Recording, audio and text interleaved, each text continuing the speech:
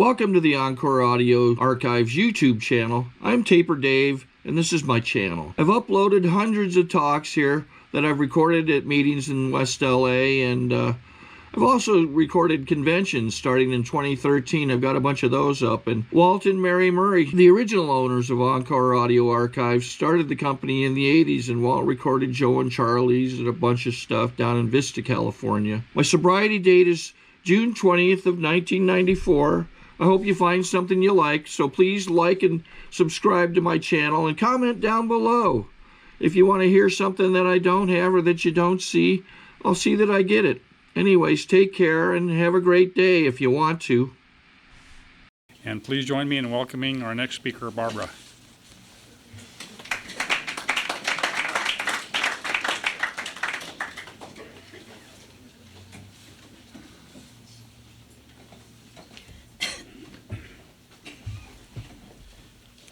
I'm Barbara, and I'm an alcoholic.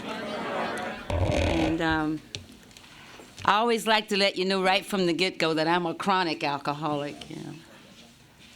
I've never been misdiagnosed, so they never wonder what I was. And I have never needed anything to enhance my booze. Loved booze, loved what it did to me, and I'm just one of those. You don't see a whole lot in AA anymore sometimes, but 150% chronic alcoholic. Always wanted to be a little winette, but I was such a sick blackout drinker. I don't even know what I drank in the end, you know. I probably drank anything you put in my hand because I was one of those chronic kind that normally you see me in Skid Row. And I'm convinced today that the only thing between me and Skid Row is Alcoholics Anonymous. Keeps me from going there. I love to, thinking about it a lot today. I love to go to Skid Row because I can see me. I see me more in Skid Row than I do in AA anymore, but that's just the way it is. Anyway, my home group is the Bellflower Big Book Group. My sponsor is Johnny Harris, and my sobriety date is May 21st, 1973, and I've really been taught by my home group and sponsor that I'm supposed to let you know those three things. They're very important to me, you know. I want to thank Tony for driving me up here, and my friends. Where's Japanese Judy back there? She gets her, 33-year cake Monday night, Judy? I think it's 33. 34 years. Sorry about that. I always try to bring her down a year or two so I can kind of like catch up, you know. I'm 31 and she's going to be 34, you know. It don't seem like I can ever catch up with her, you know. She made Tony and I this really good Japanese dinner and we had to leave it, but we got to go back to it. Tony's going, yeah. I hurry up, get so drunk so you can know maybe another drunk in here can identify with me. I was born and raised in the peninsula of Virginia, and that's why I sound funny. And for all intents and purposes, I should not be standing here. The sociologists say that people who have happy childhoods, everything going, should not be alcoholics. And I came from a loving family. I came from a very strong black area of the country. I had role models in my community. And there was no reason for me to be a drunk. Except when I was born and I came out of my mom and they hit me on the backside, I filled up with fear instead of oxygen. And I know today that I am an alcoholic, and the reason that medically I know that I'm an alcoholic is that my system cannot metabolize ethyl alcohol. It has never metabolized ethyl alcohol. And so personally, I believe I was born an alcoholic. I know I'm chronic, acute, and that's all I am. I had no issues. I have no other problems. I have no other affiliations. I'm just a cotton variety old drunk woman. And when I was born and growing up in Virginia, I didn't think I was an alcoholic. I didn't see alcoholism in my parents. They didn't beat me. I have good family. And I didn't see any of this except in my mother's family. I knew that 3 out of the 5 children were alcoholics. My mother's oldest brother, my Uncle Bernie, was a teetotaler. And then my mother's second brother, my Uncle Bay, died at the age of 42 of acute alcoholism. He graduated high school, went in the Army. He got drunk and never sobered up. And he died. And then my mother had a baby sister, my Aunt Helen. And today I know that my Aunt Helen gave me the greatest gift that another human being can give another. In living color, she showed me the path that where I could end up. My aunt went out after graduation, had one drink one night. Next night she had 2, next 3. She was up to 5-year binges. She came to one time and they had bulldozed her house down. I said, might as well drink now, Auntie, because that's a good excuse, you know. You come to and they done bulldoze your whole house down. It's something. The thing that my aunt gave me today, I realize it takes years for me to realize some of these things. That she gave me that great gift because I saw in her myself. I believe that I'm just like my aunt as an alcoholic. And I saw that alcoholism takes away everything. It took away my aunt's eyesight the last time I saw her. It takes away her hearing. It takes away your teeth. It takes away your mental capacities, your dignity, your respect. It takes away your ability to smell good, because no matter how much you bathe, that stuff, my husband used to say, that stuff ferments in you, you know, because it'll come out of every pore. If you're drunk like me, you know, it ferments in us. We don't metabolize it. I've never had a social drink, you know. And I learned all of that. So in order to get through school, I never drank in high school. I may have had a little bit, but serious drinking, and I'm so grateful because I believe that you'd have another speaker tonight if I had drank in high school, because I'm such a chronic and such a physical alcoholic in all respects. And I went into a dream world, and that's a pretty kind of comfortable way to grow up, you know, in this dream world. And that's how I got through life, those first years. And, you know, it was amazing because I was Miss Freshman, Miss Homecoming, and all that crap, most friendliest and most popular, all those things. And I never even liked the people, you know. And it wasn't so much, you know, I tell them when I go home for high school reunion and stuff, it's not that I don't like those people, it's that I never felt comfortable with people. I didn't feel comfortable with my own relatives. And I have a cousin, even as old as I am, and I was just there earlier in the month of December. They think I'm her. That's how much we look alike, you know. She's not an alcoholic, very normal attorney, and boy, and then here comes the drunk, you know. But here comes the old drunk. But I got through high school, and then it was time to go to college. And you know what? Even though I'm a B student, whether I study or not, I just kind of got swept along with life. And I don't know if you understand that. Okay, they said, you're going to be a debutante. Okay with me. And they just swept me in, and I was a debutante. You know, my parents liked it. And you're going to take dance lessons. Okay with me. And you just swept you on off, you know. And I'm in this dream world, you know. And then it's time where I'm from. They don't ask you, are you going to college? It's where, you know. And so there again, I was swept on with life, just things that I'm supposed to do, you know. And I didn't know where to go to school, so I had a favorite speech teacher in high school, and she'd gone to a big school in Ohio, and she said, why don't you go there? You're going to enjoy it. I said, okay. Didn't matter to me. So anyway, they sent papers home, and this was the only school. Of all the schools that I applied at, several of them, that sent me a questionnaire, and on the questionnaire it asked, do you often drown your sorrow in drink? And I told my parents, what a dumb school. Ask somebody that. This pompous school, so of course, you know, it was my thing. I'm going to get in that school. And anyway, I went to that big school, and I found out what they meant. I drowned everything in drink. I drowned my learning abilities, my coping abilities. And you know something else about alcoholism? It'll take away your dream world. There was no more dream world for me to live in, no more comfortability in life. It leaves, I don't know about you, but when I get undrunk, I get raw.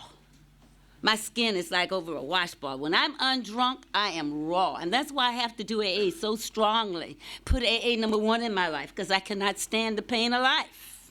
And I don't have anything else to relieve me from the pain of life. I can't take, what is that stuff, Vicodins and Prozac. I don't even know the names of all that stuff, but whatever it is, I can't take that. I'm an alcoholic, a chronic alcoholic. And the only thing that I have to relieve the pain of life are you guys. The meetings of Alcoholics Anonymous, working with the people I sponsor, doing the things with my home group, being with sober members of Alcoholics Anonymous. And that's the only thing I have to relieve the pain of life. And I care for AA, and AA is number one in my life. Anyway, so I went to this school, and I want to tell you how I found out I was an alcoholic, because I got so uncomfortable and was still drinking and was a dumb drunk. I did not know you're supposed to drink that stuff in the morning to get over the hangover. I didn't know those kinds of things. My parents never taught me how to drink, and I was really mad with them for not teaching me how to drink, and I thought they should have taught me, And I never had any ambitions to be anything. I just said, well, if I made a lot of money and all I ever wanted in life was to be a lady.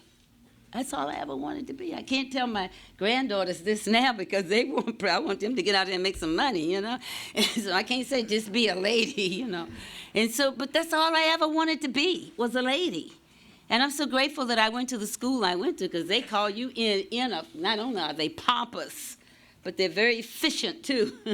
And they say, you're not going to waste our time and we're not going to waste yours. And so they sent me on some kind of field of study. And, of course, I chose something that I thought was glamorous, This alcoholism can fool you all the time.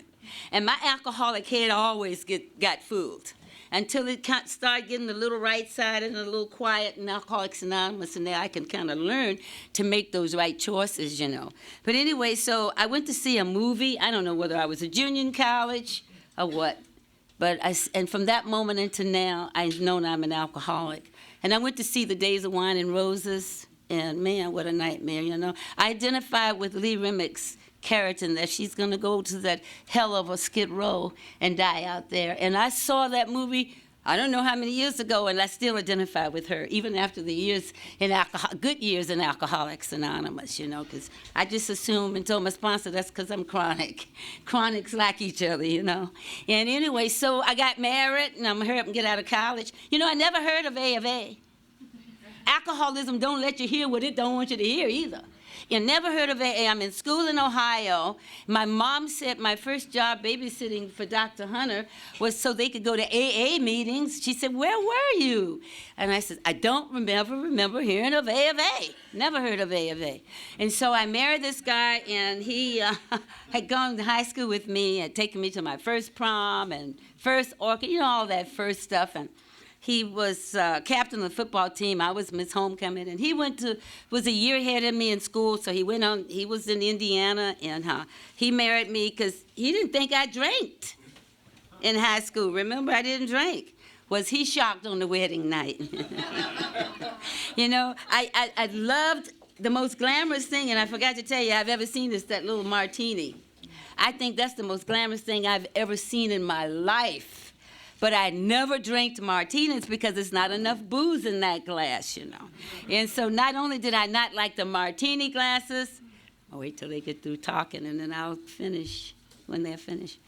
But I didn't like the champagne glasses also. They didn't put a lot of booze in that little champagne glass. Now they use the big long flutes. They've gotten smart, But anyway, so I married this guy, and we come across the country because he's a Charger. He plays for the San Diego Chargers. And many years ago, we're grandparents, thank you. And he probably can't run down the field now. Yes, he can. He's in very good shape, but I like to say that. Anyway, and the only reason why is in those days, our country didn't have a lot of awareness about alcoholism, and professional football teams didn't have a lot of, and college.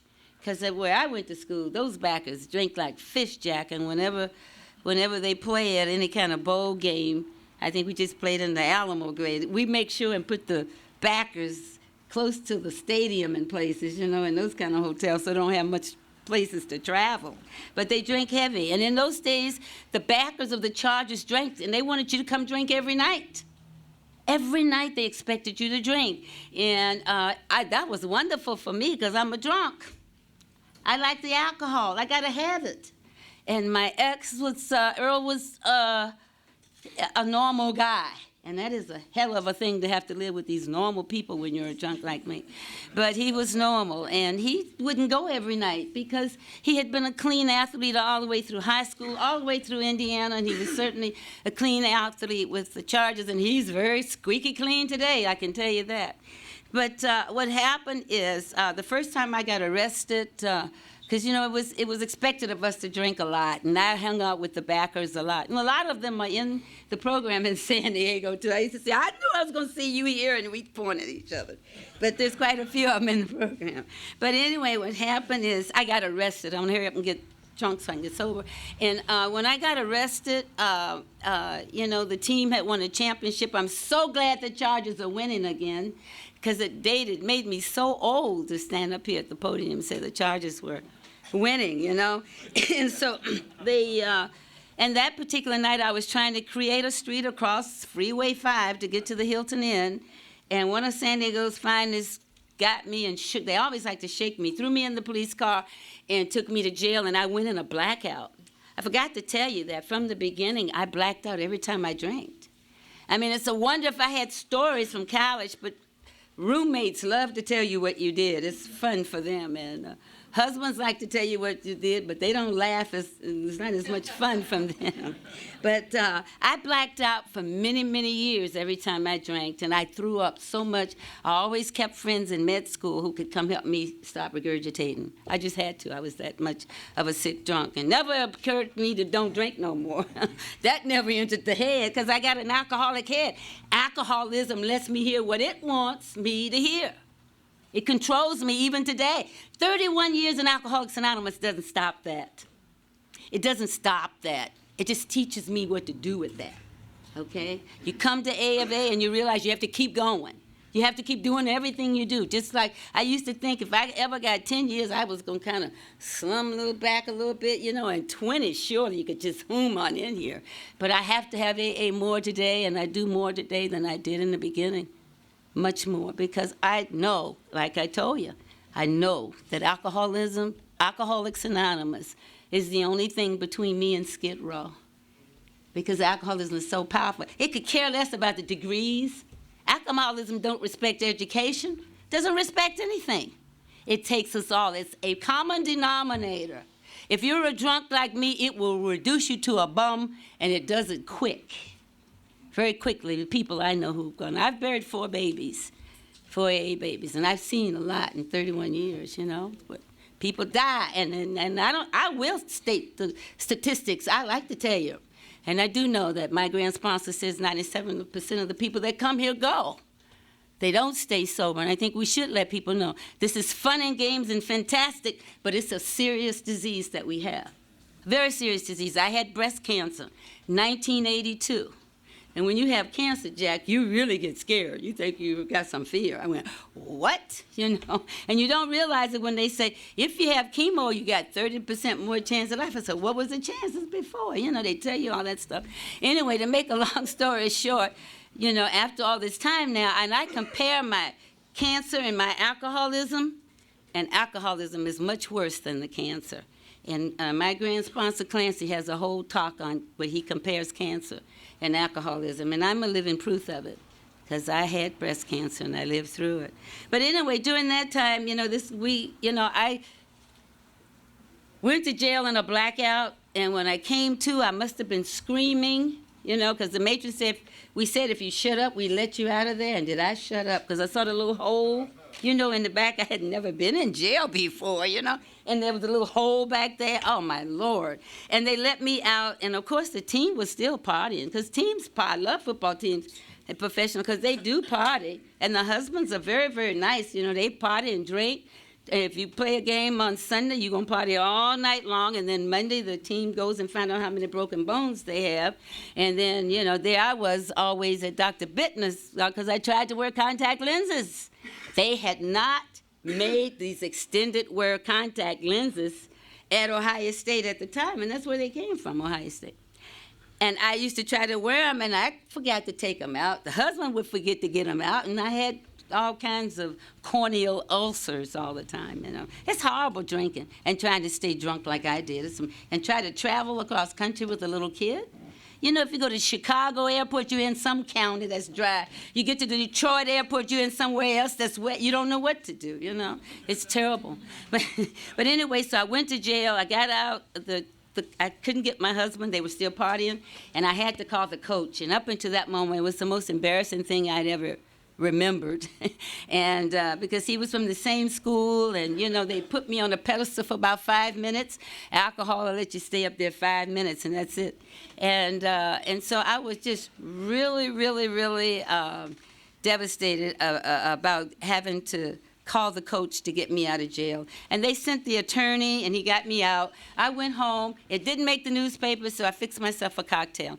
And I want to tell you, I decided that God made me. He made me a drunk. He makes the booze, so he must mean for me to drink it. And I went through life that I paid the cost to be the boss. The second time I was arrested, I liked jail. It was very progressive. And how I got to this program is I had trouble with my locks. And I know today that my higher power was working, because I called the locksmith, and I got through the yellow pages of San Diego, all the way through the A's and the B's, and I got to the C's. And I called this locksmith named Cliff's, L-O-C-K-E, Lock and Key. And he came out, and I offered him a drink, and he said, no, thank you. He said, I'm an alcoholic, and I don't drink. And he said, and I think you're one, too. And so, so he started this A of A stuff on me, trying to get me to a meeting. Now, you know, by this time, I know I'm an alcoholic. I've known it since the days of Wine and Roses. But I was convinced that I had a mild case of alcoholism. And so I finally let this guy talk me into one of those meetings. I went to the meeting where they had a big speaker meeting in San Diego. It was the only meeting we ever had in the whole county on a Wednesday night. And we dressed up in silks and furs. We used to dress up for AA. I'm not looking all that good tonight, but I tell you, I don't ever try to stand up and represent AA if I don't try to look my best. And there are times when I don't feel like doing it, but I do. And that's the way I was taught. And so we dressed up, and we got our 90-day token, which is the only official token in San Diego County, and I won 5-10 cakes. Well, this particular night, they had a guy from Hollywood speak. He'd been a producer. He had everything. He got drunk. He came to AA, and he got it all back. And I told Cliff, oh, you guys have a wonderful organization for chronic alcoholics. I have this mild case, and I don't need A of A, you know. And that's when God decided, let me let this little chick get chronic. And I became chronic. And when I crawled into Alcoholics Anonymous, it was through no thought processes of my own. And because I didn't even know what year it was when I got sober. And after I was sober, but I was undrunk that 1 year. I don't believe people as drunk as I am ever get sober right away. They say 90 days, but I think I never took anything, but I think I was still undrunk. It took me over a year before things got clear. I saw buildings I had never seen before, you know. And so then I got undrunk, and anyway, I went to, I couldn't write. I mean, I absolutely couldn't write. I went to the largest university in this country. It's not Texas, in case some of you all in the audience. I love to do that in Texas. I spent 2 years and 3 months down there in NAA, and I used to say the largest university, because Texas sometimes think they have the biggest of everything, you know, but they don't have the largest university. So anyway, I went to the largest university in this country, and I couldn't write. And I used to go to a bank and stand in the back, and I would have my old drunk outfit on and go up to this guy.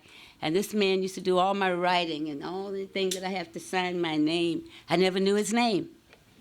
I never knew that man's name. And perhaps that's what Bill Wilson meant by the 12th tradition, is the spiritual foundation of this program. Read up on it. Man, the man could write good, you know. He did some fabulous writings, you know. And when I sponsor people, I take you through the 12 steps. Then you sit down and formally go through the 12 traditions with me. Then you formally go through the 12 concepts. Because Bill Wilson made a whole triangle. He didn't just throw 12 steps out there and say, go one-legged, you know? And we need everything we can get to stay undrunk and stay sober, because it's not an easy thing to do. I want to tell you, if you're a chronic alcoholic like me, I'm going to quit preaching to you and finish telling you what happened. So then, you know what? I was even speaking Apache. And I don't know any Apache, you know? And I would walk in stores and go, oh, yummy, yummy, yummy, yummy.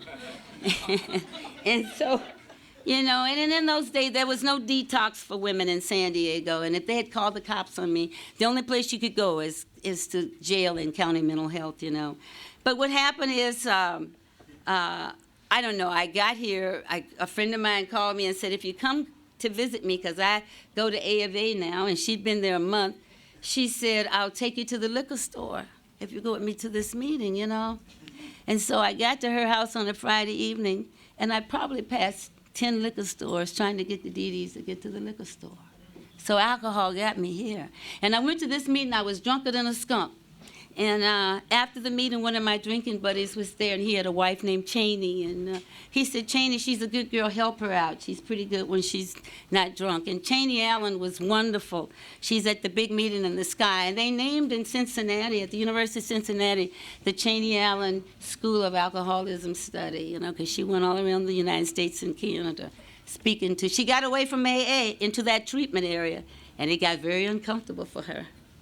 And she came hunting back to the basics. And she taught me that I don't need to fly around anywhere and talk to nobody about anything. I need to stay right here in AA, right where you are, and stay with the basics. Because she came back at the very end, and she said, it's a horrible place out there if you're a raw alcoholic like me, and you're just me and education. It won't get it. Because alcoholism don't respect education at all, you know.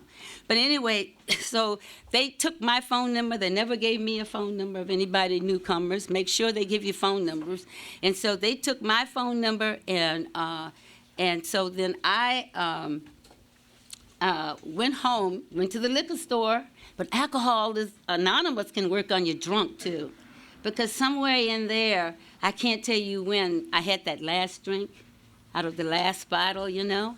And so I can't tell you which bottle it was, but I can say that that's what happened to me. And she took me to the liquor store, I went home, and I became undrunk reading AA literature.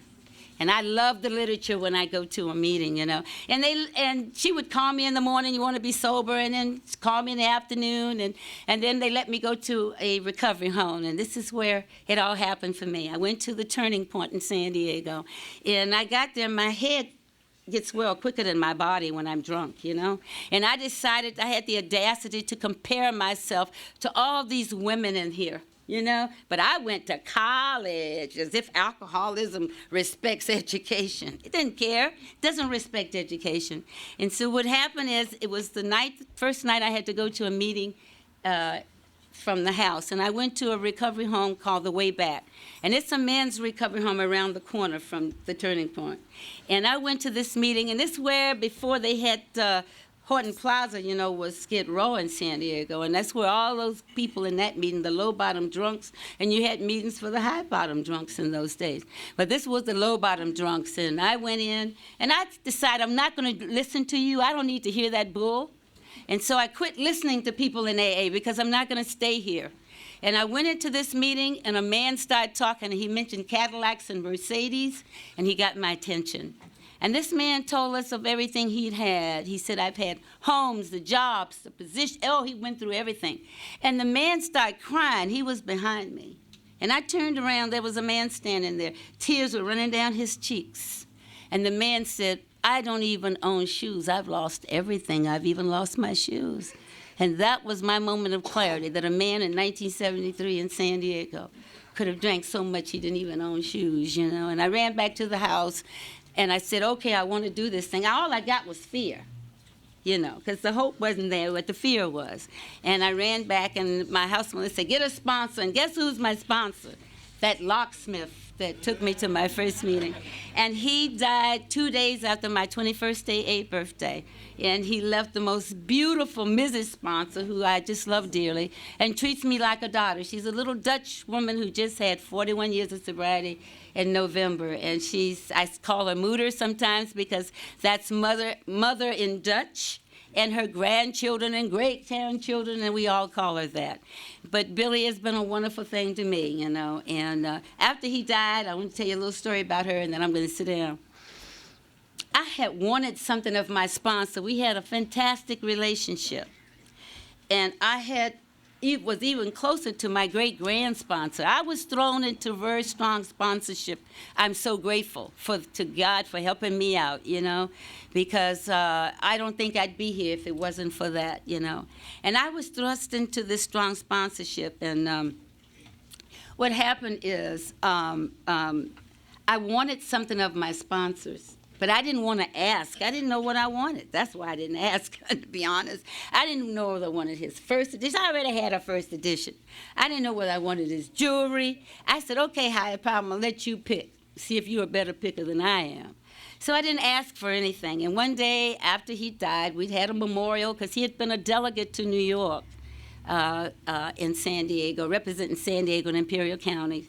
And so one day I had breakfast with her, and we were having coffee, and sitting around her table in Lemon Grove, she said, sweetheart, I saved some of Cliff's ashes.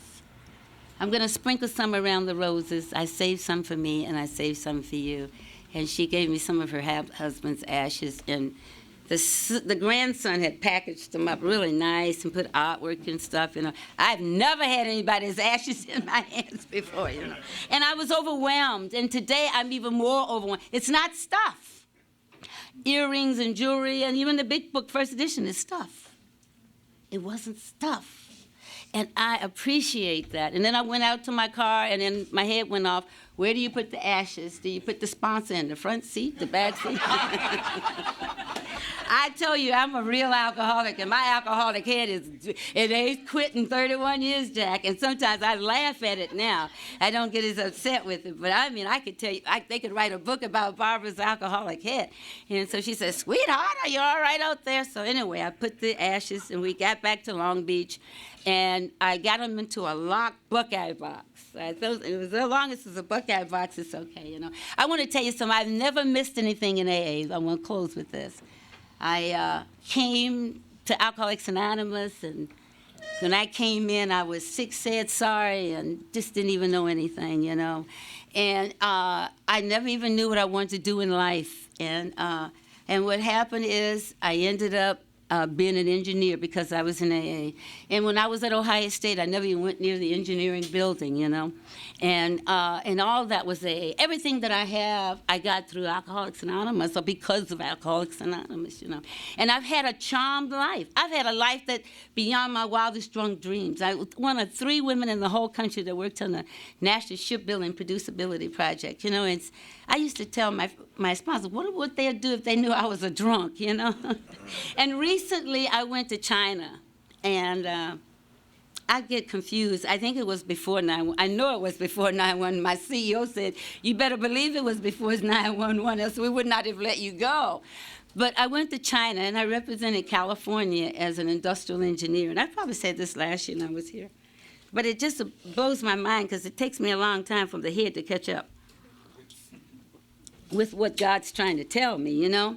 And I went over there, and it was just a fantastic thing. There was 11 or 12 of us. We represented President Bush on an economic-type summit, you know, a producibility thing. And we went to universities and big factories and steel mills, and the quality. I mean, it was fantastic. You know, we went through 3 main cities, and then we went to Hong Kong as a side city. But to tell you something, you know, and it's wonderful. And I want to tell newcomers this. One day in San Diego, I'm working for General Dynamics, and that gorgeous, what was his name, Quayle, the vice president came. Is he good-looking, women? And I was on TV shaking his hand. My secretary had pushed me up there, and then I was shaking. How? And people were calling up from AA. What you doing on television shaking Quayle's hand? And there I was, and he was a losing hooser. He went to Indiana, too. My ex, we teased. And so anyway, and that night I had to speak at a meeting of AA, and I realized shaking his hand wasn't the greatest thing I did that day. The most important thing was speaking at the AA meet. And here I am in China, and we get to Shanghai, one of the most beautiful cities I've ever seen. And I call my daughter, and we just cry. My daughter lives in Connecticut, and I have 4 grandchildren. And because it's a long ways from Ocean View Boulevard in Skid Row, San Diego, to Shanghai, China. And I forget where I am one morning. I wake up in this luxurious hotel, and I go, wow, where am I? And I'm still like that sometimes today. I don't wake up easy, Jack. I have to realize, okay, I'm not good. And I realized something, you guys, that has helped me out so much in my life. I'm not craving a drink of liquor. And no matter what I do, that's the greatest gift I get every day. It's not craving that drink of liquor. I went to Connecticut. I saw 4 wonderful grandchildren who think I'm a big businesswoman because I go to so many meetings. And, and I love my they're beautiful grandchildren. They're wonderful. And my daughter, and you know, the thing of it is, I wake up and it's not, and somebody says, are you anxious to get to Connecticut? No. Things are no big deal to me anymore, and it took 31 years to get here. Today is great, tomorrow is going to be okay. As long as I wake up and I'm not craving a drink of liquor, I'm ahead of the game. And when I was young, I used to do, now I lay me down to sleep. And my mother used to teach me to pray for happiness. My mother said, pray for happiness. My mother said, when you have happiness, you have everything you need, and you'll have everything you want. And I'm convinced that Alcoholics Anonymous is the answer to that childhood prayer. Thank you so much for having me.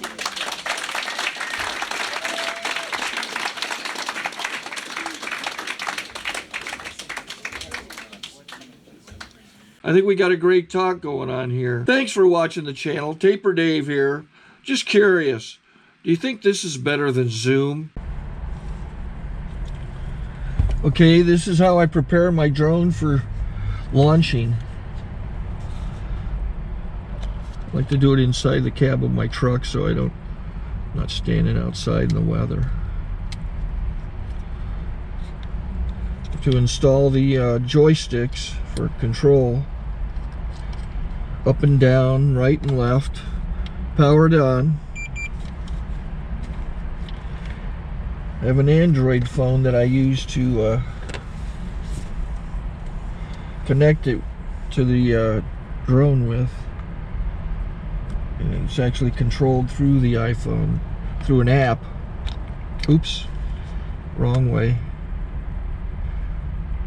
It's actually controlled through the iPhone, or through this Android phone through the app. It's actually controlled through the Android phone through an app, and you connect it through this short connection right here.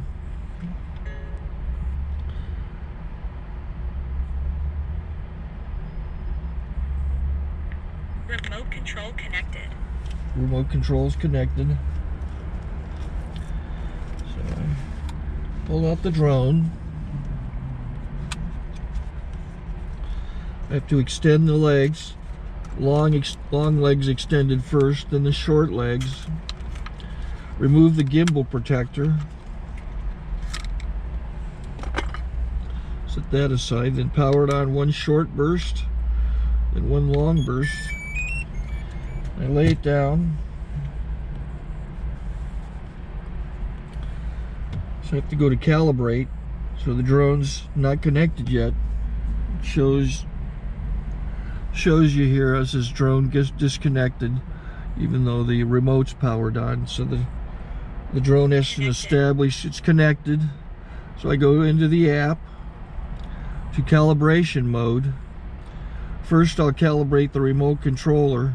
Start calibration.